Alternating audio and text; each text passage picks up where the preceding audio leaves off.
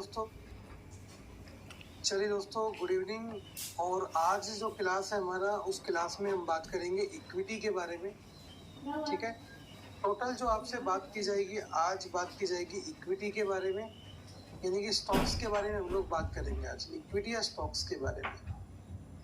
ठीक है, तो आज का जो क्लास है आपके लिए बहुत ही इम्पोर्टेंट क्लास है। ऐसा क्यों बोल रहा हूँ मैं? क्योंकि देखिए, हमने एक ही क्लास रखा है इक्विटी के ऊपर, लेकिन एक ही क्लास पावरफुल होने वाला आपका। ठीक है, कल हमने पढ़ा था कि ओपनिंग ऑफ क्या बोलते हैं, स्ट्राइक प्राइस और मार्केट, कि स्ट्राइक प्राइस मार्केट के अंदर कैसे सेलेक्ट करेंगे, वो हमने कल की क्लास में पढ़ लिया था। अब हम बात करेंगे इक्विटी के बारे में। ठीक है, इक्विटी में ट्रेडिंग कैसे कैसे कर सकते हैं। ठीक है, चलिए तो आज का क्लास स्टार्ट करते हैं। सबसे पहले बात करते हैं इक्विटी या शेयर ट्रेडिंग के बारे में। इक्विटी बोल दीजिए, शेयर्स बोल दीजिए, या फिर आप स्टॉक ट्रेडिंग बोल सकते हैं इसको। ठीक है, इस ट्रेडिंग के बारे में बात करते हैं, यानी कि हम शेयर्स में कितने तरीकों से बाय सेलिंग कर सकते हैं। तो भाई, स्टॉक्स में काम करने के 4 तरीके आपके पास। There are 4 ways to work in stocks. First one is that long term और डिलीवरी। इसको लॉन्ग टर्म भी बोलते हैं, डिलीवरी भी बोलते हैं। ठीक है, या फिर इसको हम होल्डिंग्स भी बोलते हैं। दूसरा तरीका आता है सर इंट्राडे। स्टॉक्स में हम इंट्राडे कर सकते हैं। तीसरा तरीका इसके अंदर क्या आता है? तीसरा इसके अंदर आता है ऑप्शंस, जिसको आप बोलते हैं stock option. Last stock future. ये 4 तरीके होते हैं जिससे कि हम शेयर्स में जो है क्या कर सकते हैं, हम काम कर सकते हैं। ठीक है, लॉन्ग टर्म में काम कर सकते हैं, इंट्राडे में काम कर सकते हैं, ऑप्शन में काम कर सकते हैं और स्टॉक के फ्यूचर में काम कर सकते हैं। 4 तरीकों से हम जो है इनमें काम कर सकते हैं। एक एक करके चारों तरीकों का एक्सप्लेन करूंगा, साथ में पेटीएम मनी के अंदर मैं आपको दिखाऊंगा भी कि इनमें कैसे काम होता है। ठीक है, ताकि आपको एक लाइव जो है चीजें सीखने को मिले। और कुछ चार्ट पे भी काम करेंगे आज हम। ठीक है, कुछ 1-2 सॉफ्टवेयर भी बताऊंगा आपको। तो यानी कि आज का क्लास काफी इंपॉर्टेंट आपके लिए होने वाला है। ठीक है, तो सबसे पहले बात करेंगे डिलीवरीज के बारे में। क्या मतलब होता है इसका? देखिए, जब भी आप किसी शेयर्स को, इससे पहले मैं आपको पढ़ाऊंगा यहाँ पे क्या, इससे पहले आपको मैं पढ़ाऊंगा कि जो आईपीओ होते हैं उनका क्या मतलब होता है, ताकि फिर आपको डिलीवरी का मतलब समझ में आएगा। आईपीओ का जो फुल फॉर्म होता है सर, उसको बोलते हैं initial public offer. Initial public offer. एक एग्जांपल से समझाऊंगा, समझ में आएगा। आपने काफी बार देखा होगा अपने ट्रेडिंग ऐप के ऊपर, जो भी एप्लीकेशन आप यूज करते हो सकता है कि आप जीरोधा यूज करते हो, पेटीएम यूज करते हो, angel broking, Upstox, Alice blue, जो भी आपका ब्रोकर है, वो आपको बोलता रहता है कि इस कंपनी का आईपीओ आ रहा है, उस कंपनी का आईपीओ आ रहा है। जैसे भी पीछे एलआईसी का भी आया था, जोमेटो का भी आया था ना, ऐसे आईपीओ आते रहते हैं। क्या मतलब होता है आईपीओ का? जैसे देखो, अपनी कंपनी का नाम है लेवरेज कंसल्टेंट प्राइवेट लिमिटेड।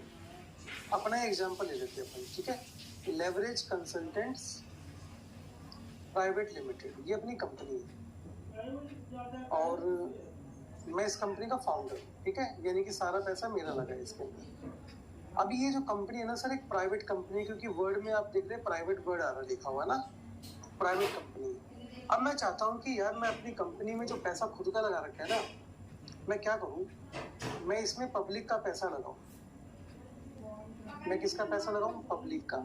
तो मैं किसके पास जाऊंगा? सेबी के पास जाऊंगा, क्योंकि पब्लिक का पैसा कहाँ से लगेगा? शेयर से लगेगा। और शेयर मार्केट को कंट्रोल कौन करता है? SEBI, security exchange board of India. तो मैं इसके पास जाऊंगा, मैं इसको बोलूंगा कि मेरे को अपनी कंपनी ना पब्लिक बनानी है, मतलब लोगों का पैसा उसमें लगवाना है। तो ये मुझसे कुछ फॉर्मेलिटीज करवाएंगे, कुछ लीगल टर्म्स होती है वो करवाएंगे मेरे से। करवाने के बाद ये मुझे कहेंगे, भाई कितना पैसा मांगोगे आप? मैं इनको बोलूंगा, भाई मेरे को 1 करोड़ रुपए चाहिए। क्या बोलूंगा? 1 करोड़ रुपए चाहिए। और मेरा एक शेयर है 10 रुपए का है। ठीक है, 10 रुपए पर शेयर है मेरा। तो अब मैं क्या करूंगा, 1 करोड़ रुपए का ऑफर डाल दूंगा आपको। ट्रेडिंग अकाउंट पे, जीरोधा, एंजल ब्रोकिंग पे, सब पे दिख जाएगा भाई लेवरेज कंसल्टेंट्स का आईपीओ आ रहा है। ठीक है, आप लोग उसमें मिनिमम शेयर्स खरीद सकते हो। जैसे आप उसमें 30 शेयर खरीद सकते हो। एक शेयर कितने का, मान लीजिए 500 रुपए का, 500 रुपए पर शेयर है। तो आप जब उसमें 15,000 रुपए लगाओगे ना सर, 15,000 रुपए लगाओगे आईपीओ के अंदर, वो 15,000 सीधा मुझे कंपनी को मिलेंगे, ठीक है, क्योंकि मैंने सबसे पहले डिमांड किया, यानी कि मैंने अपना जो पैसा मांगा है आपसे आईपीओ के थ्रू मांगा है। इसको एग्जैक्ट में अगर हम बोलेंगे तो ईआईपीओ बोलते हैं इसको, इलेक्ट्रॉनिक इनिशियल पब्लिक ऑफर, ठीक है। तो आप जो 15,000 रुपए इन्वेस्ट करोगे ना उसमें, वो पैसा मेरे को मिलेगा, 15,000 रुपए मेरी कंपनी को मिलेगा, ठीक है। अब आपको शेयर अलॉटमेंट हो गए, यानी कि आपको शेयर मिल गए। आपके डीमेट अकाउंट में कितने शेयर आ गए सर? आपके पास 30 शेयर आ गए, और एक कितने का है? 500 रुपए का है। मुझे आपसे 15,000 मिल गए, बट आपको लग रहा है कंपनी का शेयर अब 600 रुपए आ गया है, तो मैं इसको बेच दूं, मुझे एक शेयर में 100 रुपए का फायदा हो रहा है। तो आपने कितने में बेचे 30 शेयर? 18,000 में बेचे। तो अब जिसने आपसे खरीदे ना, वो आपको 18,000 पे करेगा, बदले में उसके पास 30 शेयर चले जाएंगे। लेकिन अब मेरे पास कोई पैसा नहीं आएगा। क्यों नहीं आएगा? क्योंकि मेरे पास तो 15,000 आ चुके।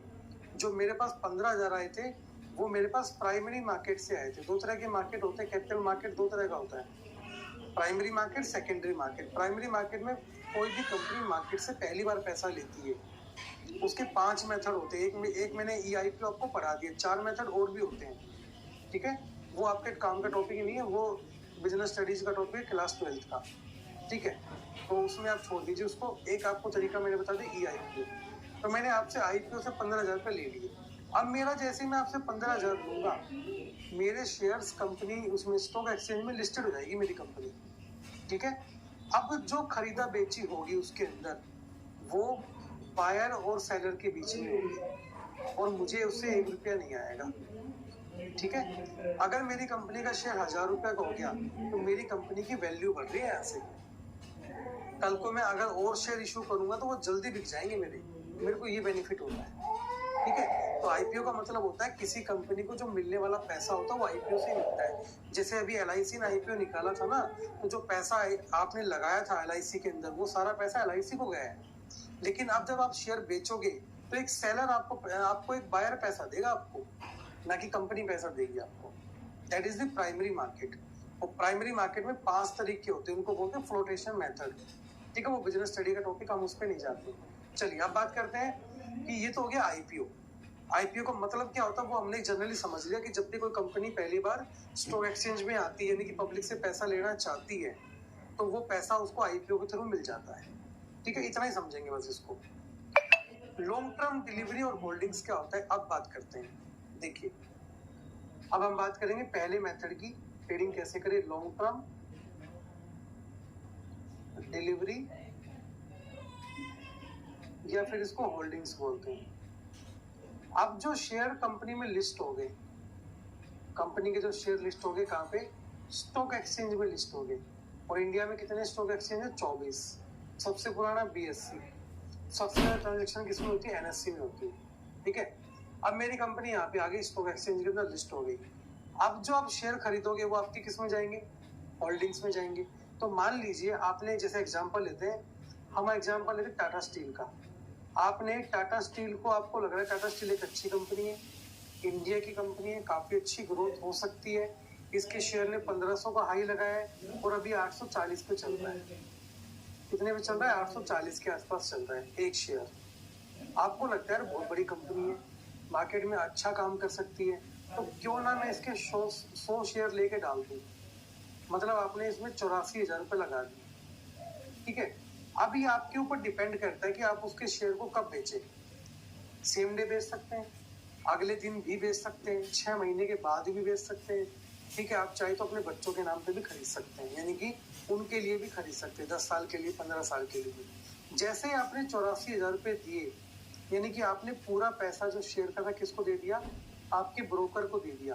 तो आपका ब्रोकर क्या करेगा? आपके ट्रेडिंग अकाउंट में जो है 100 शेयर डाल देगा। अब आप इसको कितने दिन के लिए भी रखें, आपकी मर्जी, ठीक है। इसको जब बेचेंगे, जैसे मान लीजिए आपने इसको 1 साल रखा, 1 साल के बाद इसके जो रेट आ गया वो आ गया इसका 1200 रुपये पर शेयर। 840 से बढ़ के 1200 हो गया। तो आपके जो शेयर बिकेंगे 1,20,000 के बिकेंगे। आपने खरीदे कितने में थे? 84,000 में। तो ये जो आपका डिफरेंस आया 36,000 रुपए का, ये आपका प्रॉफिट हो गया। ये आपका क्या हो गया? प्रॉफिट हो गया सर। ठीक है, तो हम लॉन्ग टर्म में भी शेयर खरीद सकते हैं, जिसको डिलीवरी बोलते हैं। जैसे हम क्या करते हैं, आपको पता है, सारा पैसा हम फिक्स डिपॉजिट में लगा देते हैं। वहां पे हमें मैक्सिमम रिटर्न कितना मिलता है? अभी जो रेट चल रहा है वो 5.01% का चल रहा है, यानी कि 5% अभी मिलेगा। और यहाँ पे देखिए, एक साल में हमने कितने का प्रॉफिट कमा लिया? 36,000 रुपए का कमा लिया। अप्रोक्सीमेट अगर आप बात करेंगे तो हमारा जो प्रॉफिट यहाँ से 40% के आसपास है एक साल के अंदर। और एफडी हमें कितना दे रहा है? 5% दे रहा है। तो आई थिंक स्टॉक्स में इन्वेस्ट करना अच्छा है एफडी की बजाय, है ना? तो आप अगर एक अच्छा रिटर्न चाहते हैं अपनी कैपिटल के ऊपर, तो आप इक्विटी में पैसा लगा सकते हैं। पैसा लगाने के तरीके भी बताऊंगा कैसे लगाते हैं। ठीक है, डिलीवरी हो गया। चलिए अब होल्डिंग्स के बारे में बात करते हैं। यहाँ पे देखिए, एक चीज समझिए, यहाँ पे आपने जो टाटा स्टील का शेयर लिया था वो 840 रुपए का एक शेयर लिया था और पूरे पैसे दिए थे आपने शॉर्ट शेयर के, 84,000 रुपए दिए थे आपने। तब आपका इसके ऊपर मालिकाना हक हुआ था। ठीक है, अब बात करेंगे इंट्राडे के बारे में। स्टॉक्स में इंट्राडे कैसे कर सकते हैं? देखिए, इंट्राडे का मतलब क्या होता है पहले तो वो समझिए, हालांकि मैं पहले बता चुका हूँ, फिर देख लीजिए।